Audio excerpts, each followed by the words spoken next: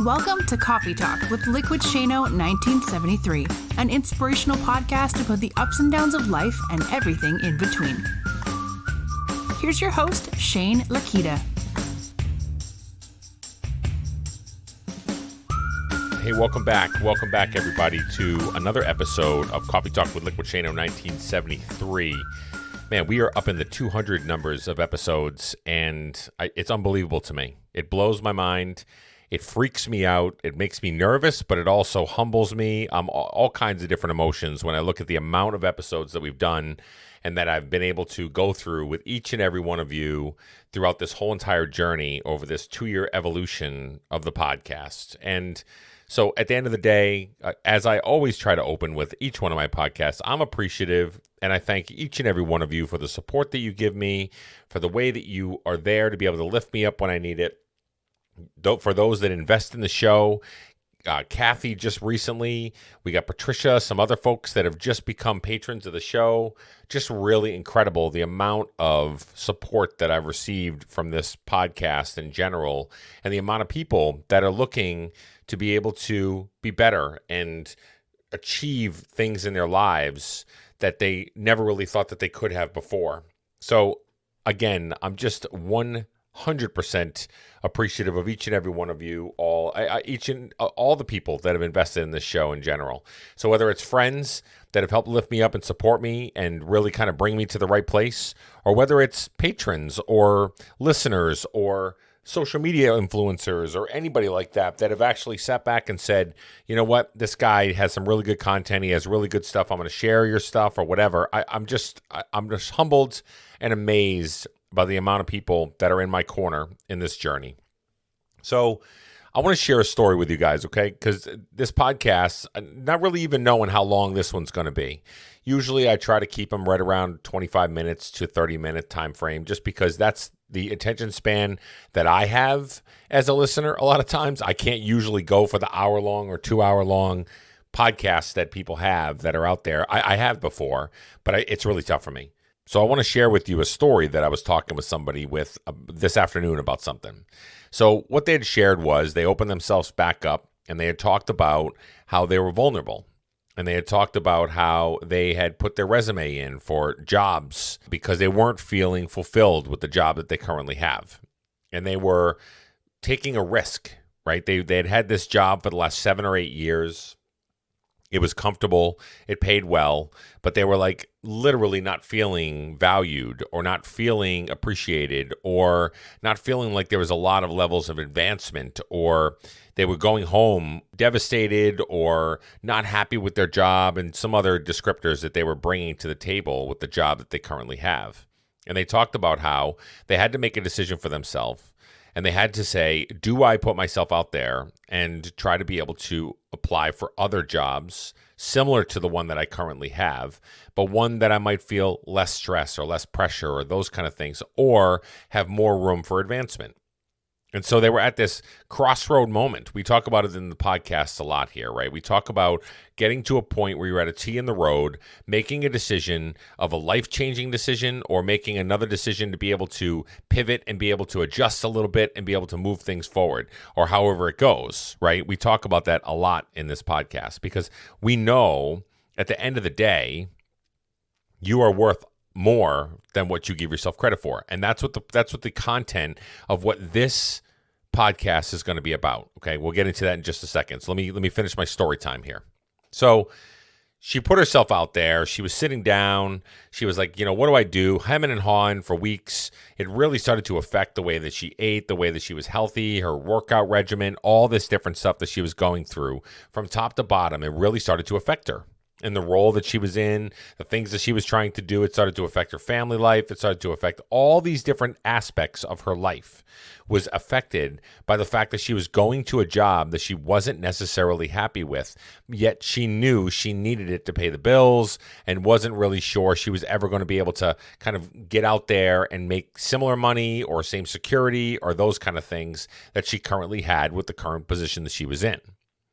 But after hemming and hawing, after struggle, after trying to be able to get her head really think in the direction of what direction she wanted to go, from what I understood and what she said was, she put herself out there. And she applied and she put her resume out there to multiple different places, which were very similar to the job that she currently has, but she wanted to see what opportunities might be out there. So first of all, think about that. So she didn't really know if she could. She didn't know if she was worth anything out there in the marketplace. She didn't know if there was going to be anything even available or people would even like the things that she brought to the table. So she didn't know if she wanted to, but she took the risk and the chance to do so. So I want you to write that down. I want you to write down the first section of this podcast is all about taking risk, right? Stepping out of your comfort zone. So I'm even going to write it down as I'm talking here. So taking risk, okay? And then comfort zone. Those are the two things I'm writing down. This is the first section of it. So she basically knew what kind of risk it was going to be for her to put herself out there, for her to be able to send those resumes out, knowing that it could have kickback, it could have blowback, it could have other implications. What if her current job found out that she was applying? What if those jobs, a person knows somebody and they know somebody, et cetera, the word travels around, and next thing you know, this person that was pretty stable in the position that she was in, it was important to her role, now is a commodity, and now is like, okay, well, we can probably move on or whatever. Knowing that those are the risks that she would take, knowing also that if she's been doing it for 7 years, how risky is it to be able to go and try to be able to put yourself out there to get another position or go somewhere else where you're not that comfortable with it, where you're not as comfortable with the dynamic, you're not as comfortable with the team environment, you're not as comfortable with the policies or procedures or anything else. Lots of risk was in this decision. Tons of it. But she weighed out her options and she thought to herself, my mental health and my mental awareness and the things that I'm trying to bring to the table, the maybe the goals that I want to achieve personally, including professionally, I could have an opportunity to do that if I work somewhere else because I don't have it where I'm currently at. So the first stage is taking a risk and stepping out of your comfort zone.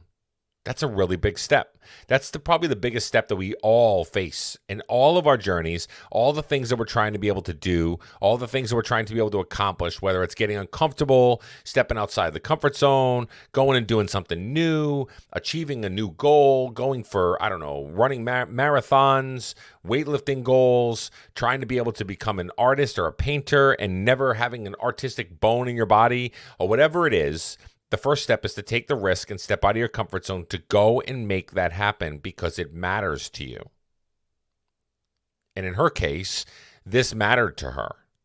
Her mental health and mental awareness and overall well-being mattered to her because she saw it start to deteriorate based on the fact that of wherever she was faced with or where she was stuck at that moment in time. Now, how many of you can relate to her story? How many of you are working 9-to-5 job, working 40, 50 hours a week? You're grinding it out. You punch the clock. You go to work. You do it because it pays the bills. You're not really gaining a lot from it. You're not really maybe advancing the way you'd like to, or you're not really on a team that you really feel like it's a team cohesive environment, or maybe there's drama and wherever it's at and whatever it is. How many of you can relate to her situation where she felt as if it was mentally breaking her down and she was accepting it for what it was because it was safe, because it was the job that she's had, because it was they've invested in me and I know that I'm probably not going to find something similar to that out in the real world or whatever it is, or the nervousness of doing so, putting yourself out there and bearing yourself back and becoming vulnerable. Now, there's number 2, guys. So taking risks, stepping outside of your comfort zone. The second piece of that, it's kind of like in the same caveat. It's in the same kind of situation of what we're talking about here, is vulnerability. Now listen, if you have listened to or watched any of Brene Brown's recent stuff on her podcast, on some of the things that she's done on the television, the interviews she's done with 60 Minutes and some other places, Brene Brown talks about vulnerability and how strong vulnerability really is. Even though people think of vulnerability as weakness. People think of it as something that is a situation where if you're vulnerable, you're weak. You're not as strong as what you should be. You're not as vigilant as what you should be because you're vulnerable. And there are gaps in your strength, and those holes need to be plugged before you can continue to move forward. Well, that's false, because vulnerability shows human, and vulnerability shows strength.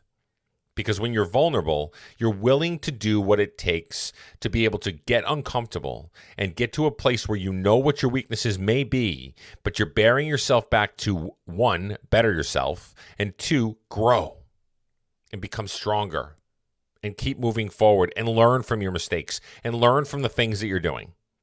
So vulnerability, I'm writing this down, vulnerability. Okay, that's number two. Having the ability to be able to know that you are going to be vulnerable in the situation that you're in, and the situation that she was in at that moment in time. She's putting herself out there. She's being vulnerable. She's putting her neck out there to be able to sell herself, to be able to go and do the things that she needs to do, trying to accomplish and achieve the goals that she wants to accomplish. That's brave, guys.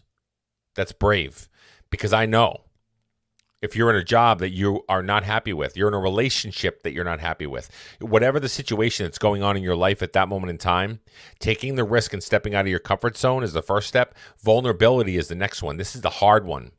Nobody really wants to be vulnerable. Nobody wants to be weak. Nobody wants to be able to wobble in the knees. They want to be able to have firm ground of what they're working with and what they're trying to be able to push forward with, correct? Most people feel more comfortable in a place where they know where they're going and how they're going to respond, what's going to happen around them. They're in control of their own environments, those kind of things. We all are that way. That's just kind of human nature. We want that situation. But how many of us actually know that when you go through stuff that makes you vulnerable, when you go through things that make you uncomfortable, when you go through things that make you cry and in pain, and there's some suffering and there's other things, how many of us all know after the situation is over with and we're moving on and we're learning from our situation, it was a huge growth moment for us in our lives? How we handle the situation, how we handle our emotions, how we handle people around us, how we were able to invest in others, even though we weren't really feeling like we could even do it because we felt like our cups were empty. Or whatever the situation is, how often is it when you are in the most vulnerable state and you're in the place where it makes you uncomfortable, do we grow the most from? Now, back to the original story, I asked her, I said, okay, so when you're going through this, or we had the conversation anyway, about when you're stepping out of your comfort zone to be able to go and make this happen and apply for this position at multiple places, and you're putting yourself out there. Now you're in this vulnerable stage. Now you're in this wobbly phase. Now people want to set up interviews with you because they look at your resume. They see that you have a fruitful resume. You've got some great experience here. Okay, that's great. Now let's talk to her. Now is when we're getting vulnerable, right? Now is when we're getting a little bit uncomfortable. Now we're in the wobbly phase. Now people are actually talking to me. And now they're actually putting things in action to be able to ask me questions that are based on my performance and based on my history. And now, will it be able to fit within the organization that they have? Will it be able to fit on the team that they have? Will it be able to fit? Will the needs of this applicant be able to fit within my organization and the ability for me to be able to give certain benefits, certain structures, certain promises, certain whatever it is? Are we going to match? Are we going to fit? Vulnerability, guys. This is complete 100% vulnerability. Now you're answering these questions and it's raw.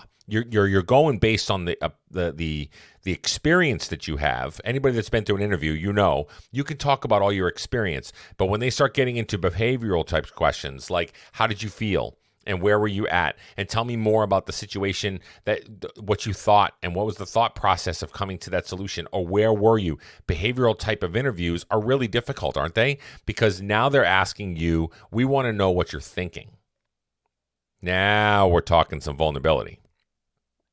Now, when you're talking about the situation, that might be the fact that I can process this many transactions, I can do this many sales, I can achieve this many of my quotas, or whatever else that you have with numbers and crunching right across the board to be able to say, this is this is my experience. These are what I've achieved. This is my goals. This is where we were at. I was a top performer. All those are great. But the second that they said when you had an associate that was working next to you that did something unethical and they might have made you feel a little uncomfortable, how did you respond to that? Whoa. Okay, so now you're getting into the vulnerable stage. And if you've had the same job for 7 years, you haven't been interviewing. So you're not really in the loop of an interview, right? So she took the risk, stepped outside of her comfort zone, applied for different positions to see what kind of taker she was going to get, and then booked for interviews. Boom, boom, boom, boom. Now it's, okay, I got to be vulnerable. I got to have the conversation. I got to talk about myself, talk about my situations, talk about my experiences, talk about all that stuff. Okay. So here's another piece to this whole entire equation as I was listening to her talk about her situation. The third piece is surprise. Now, this is the thing I'm going to write down. Surprise. You can kind of write down whatever word that you really want to, but I like the word surprise because surprise is something that you get from the situation that you didn't expect. So she applied for, 6 or 7 positions, and she got like 4 or 5 interviews immediately and got offers almost on the table immediately based on her experience, on her conversation, on her charisma, on her interview skills, on all that stuff. Now, it was a surprise, but also a relief. Okay, so she's vulnerable. She puts herself out there. She takes the risk to make the change. And now she's getting some validation sent back to her to say, you're pretty amazing. And we're going to offer you the following positions. So now she's like, whoa, I got multiple positions offered to me. Wow, now I've got this is crazy. This is such a surprise. That's why I put surprise is important there, because it's a feeling. And it's something that we go through whenever we sell ourselves short, when we don't give ourselves the credit that's due to us, and we put ourselves out there into a situation that makes us vulnerable, that we put our necks out there, we sell ourselves to the world, and then somebody validates that. A lot of times, that surprise feeling of, oh, wow, I didn't even know that people actually felt that way about me. And this is relatable to anything that we go through in life. Anything. If you want to play sports, what happens? When you're a kid and you want to play sports and you're sitting on the sidelines and you're not the best basketball player in the whole entire world, but you got a couple skills and you want to get into the game. But all the other kids are picked, right? You're one of the last kids picked there. But they don't pick you last. They pick you, they put you in there, and then you go out there and you perform, you're playing, and you kind of build a little bit of a skill set, right? You build a skill set. So the next time around, you're still thinking that you're the bottom of the barrel. I'm going to be picked last. I'm not going to really, whatever. And the next thing you know, you're picked about mid-range because somebody saw your skill set the last time and goes, wow, they're pretty good. I like them. They've got raw talent. Let's work with that. I like that. And then you're surprised as a kid. Oh, wow, this is cool. I didn't get picked last. I wasn't the bottom of the barrel. I wasn't the least experienced or the least athletic or whatever that I had going on in my mind, and how I sold myself short of my own worth, which happens to us all the damn time. So the surprise piece is really good because now you can really tap into, okay, other people see value in me. Okay, wow. I didn't think that I had that much value that I could bring to the table. This is pretty awesome. Maybe your ego, or the good part of the ego, starts to build a little bit. And maybe you start to build some self-confidence. And you start to think to yourself, maybe I am worth something. Maybe people do see something in me. And my own place that I was in, they knew that I was comfortable. And that's why nothing ever really came about around it, because I literally sold myself short. And then they sold me short, saying that you're maxed out in your potential, not really knowing what I brought to the table. And so my value had diminished. Throughout that 7-year tenure of the position that they were currently in, their value had diminished. They didn't change as a person. They didn't become less valuable. They didn't work less. They didn't give less effort. None of those things happened. None of them. 0 of those things happened. But you know what did happen? The surroundings caused that value to diminish. The people that she worked around started to find her to be less valuable in the workplace, or they ran her into the ground because they knew that she was valuable, but they knew that they needed more work out of her. So they kept on continuing to push and drive and continue to say, I need more, I need more, I need more, I need more, instead of actually taking a moment to say, you're amazing, and here's some of the things that you do for us that really adds to our business or adds to the equation of overall profits and margins and all those good things. And we're going to give you a raise or give you more time off or give you some celebrations to be able to make you feel good. The typical what we should do in the workplace isn't normally done. And if you were in a crappy culture of an organization, a lot of times that does happen. I've been there. I know that. I'm not part of a crappy culture now. I'm part of a great culture. But the problem that I have is that I don't have a lot of room for advancement. And I don't have a lot of room to move up in an organization because I can't move. And the only way that I'll be able to is if I move away. And that's not in the cards for us because we love our community. We love where we live. We love our neighborhood. We love everything about it right now. So the way I look at it is that I've come to accept that. But it still stinks, right? You feel you bring a lot to the table. You feel there's a lot of things, a lot of moving parts that you can really make impacts in the business and things like that. But you sell yourself short and your value starts to diminish. It's just natural. It just happens, guys. But here's the thing. And here's the point that I was trying to drive home. So she got some offers. She went back to her current boss, told her current boss, hey, I'm thinking I'm going to take one of these offers because it's really, really good for me. It seems like it's a match for me and is where I want to go. So it was an amicable separation. So a relief is off of her shoulders. She feels relieved. She feels like in this place of positivity, and she feels really good about it, right? So that's good. Those are really good things. But I want to park in the space of value, okay? The purpose of this podcast is about value because we diminish our value so often. We do it all the time with everything that we do.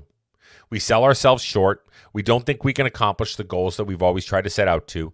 We set ourselves up mentally that we're going to fail at something just so that if we do fail, we're not going to hurt as much. We don't think to ourselves, I can accomplish anything that I set my mind to. We don't do that.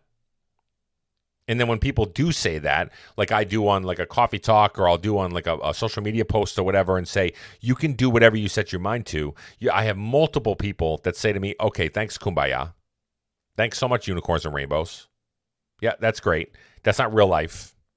That's not how life really happens. Why not?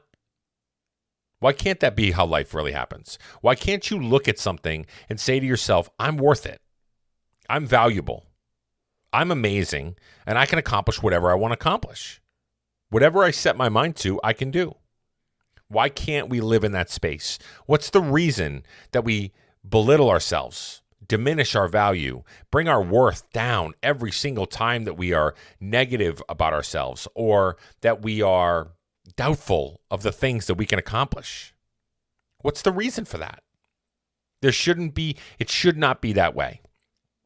But you know what I think it is? I think a lot of it has to do with society.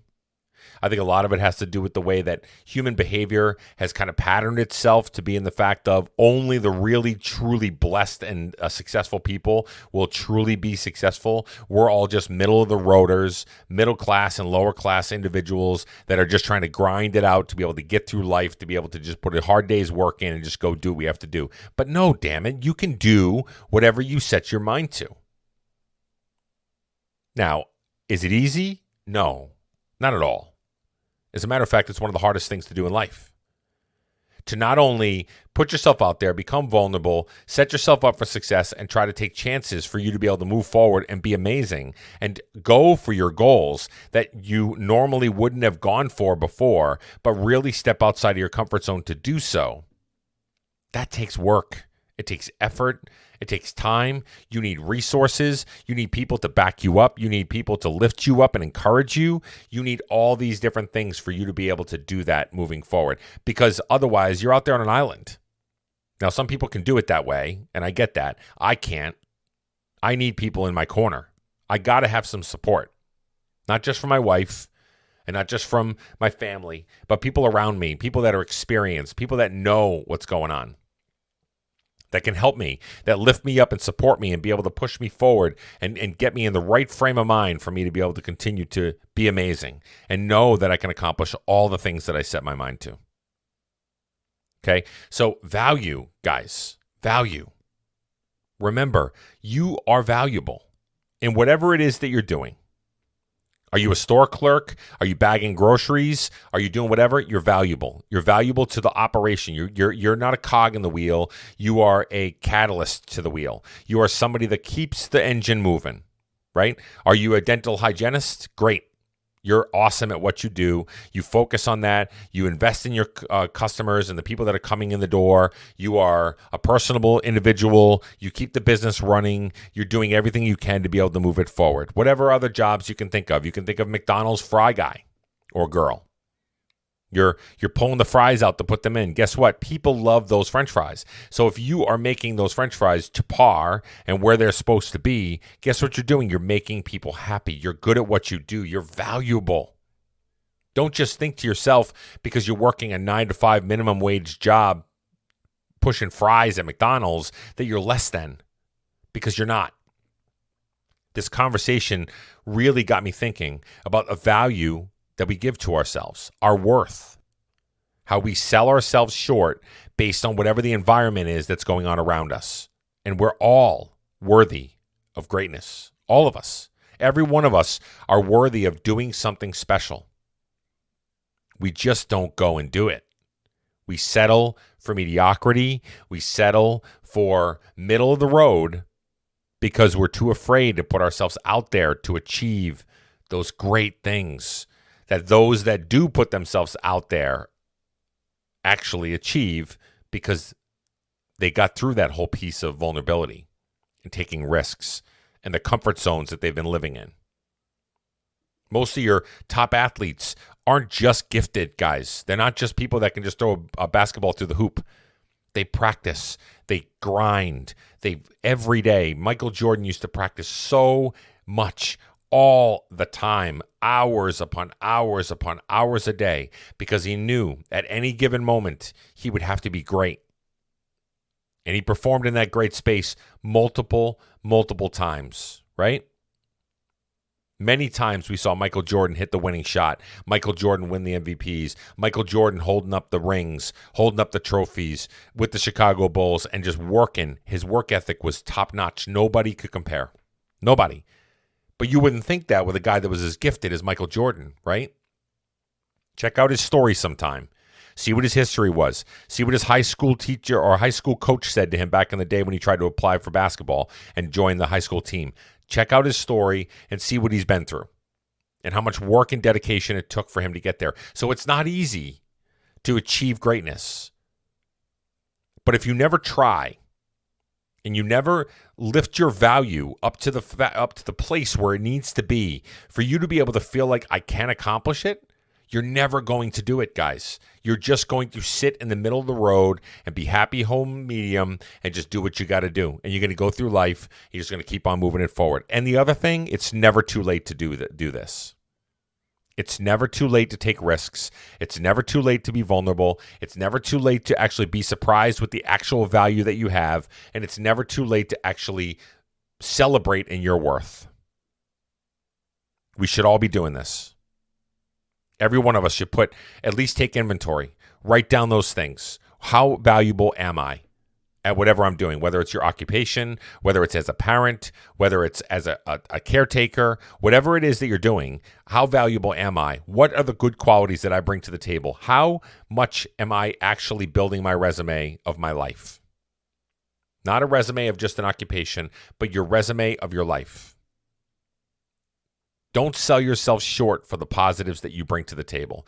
Don't sell yourself short for all the great things that you do every single day and forget about just because you're too fixated on what the negatives are, or you're too fixated on making things better, or you're too fixated on other people, rather than actually taking a look back on yourself and saying, you know what, I'm damn proud of that. I'm proud of the fact that I did this. I'm proud of the fact that I did that. Those are the conversations you need to start to have with yourself, to start to change your mindset into thinking you can accomplish whatever it is, whenever it is that you want to. Know your value, guys. Celebrate your worth, because it's probably a lot more than what you give credit for. Maybe even reach out to a friend and ask somebody that cares about you, whether it's a family member or it's a friend or whatever it is.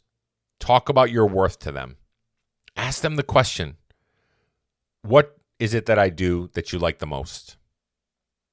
Whether it's life, whether it's job, occupation. Ask your boss that. What is it that I do here that you enjoy?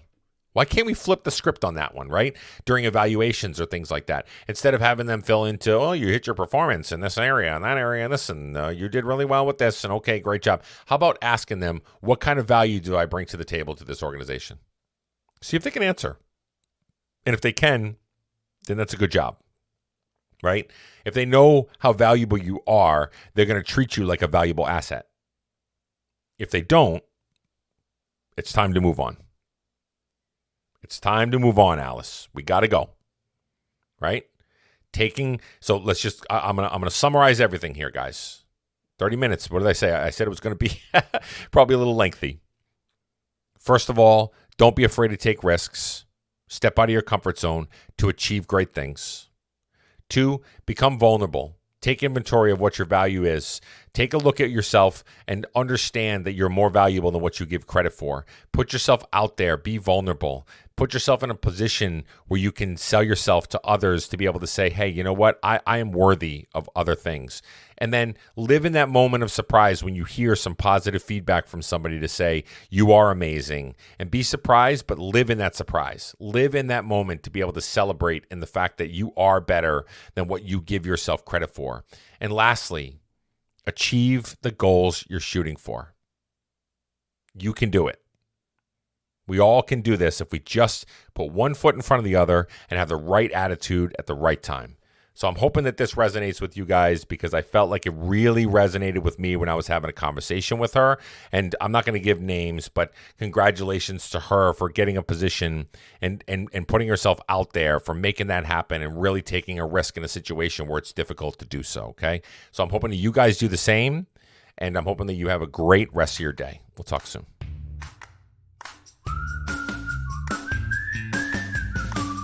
Thank you for listening to today's podcast. Please do us a favor and leave feedback and a 5-star rating on whatever platform that you use.